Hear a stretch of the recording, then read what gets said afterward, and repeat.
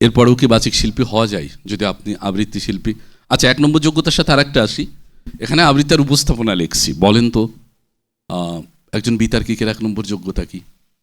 এইটাই। সংবাদ উপস্থাপকের 1 নম্বর যোগ্যতা কি? এই প্রমিত উচ্চারণ। একজন ব্র্যান্ড প্রমোটারের 1 নম্বর যোগ্যতা কি?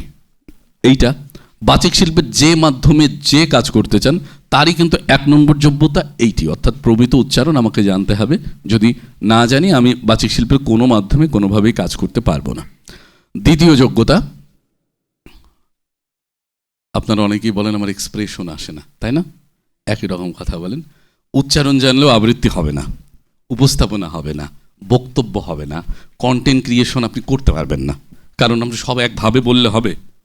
একভাবে বললে কখনো বেদনার গল্প বলছেন, কখনো আনন্দের গল্প বলছেন, তাহলে আপনার কন্টেন্টটা হবে কি করে? প্রোডাক্ট প্রমোশন করছেন, আপনি একদিন শোক দিবসে একটি কন্টেন্ট বানাচ্ছেন, তাহলে সেই শোকটা রেখে আপনাকে করতে হবে। আনন্দের দিনে কন্টেন্ট বানাচ্ছেন, বাংলাদেশ জিতে গেছে ভারত বা পাকিস্তানের সাথে ক্রিকেট খেলে, সেই দিন আপনার কোনো বেদনা থাকা উচিত, উল্লাস থাকতে হবে। যদি আপনি দেশপ্রেমিক বাংলাদেশি হন, উল্লাস থাকবে, আনন্দ থাকবে।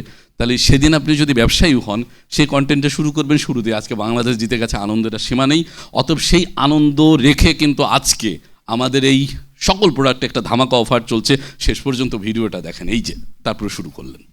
অসুবিধা আছে, আনন্দটা রাখেন। কিন্তু যেদিন স্কুলে মারা গেল বাচ্চাগুলো, সেদিন আপনি এভাবে বলতে পারতেন? যদি আপনি কন্টেন্ট ক্রিয়েটর হন, প্রোডাক্ট প্রমোটার হন, বা যে কোনো মাধ্যমে কাজ করেন, আমি যে জোশ নিয়ে এটা বলছি, এটা কি বলা সম্ভব? শুরুতেই বেদনাটা রাখতে হবে অবশ্যই, না হলে আপনাকে আর একটা গালি দেবে মানুষ, দেখবেন কন্টেন্টটা বানানোর পরে গালি দিতে থাকবে, অবিরাম গালি দিতে থাকবে। ফাজিল মানুষ মরে যায় 150 বাচ্চা কাচ্চা, আর তুমি দাঁত খেলায় খেলায় কাপড় বেছো না, বলবে না? একের পর এক মন্তব্য। তার মানে এই যে ভাববোধ না থাকলে বাচিক শিল্পের কোনোটাই করা যাচ্ছে না, খেয়াল করেন।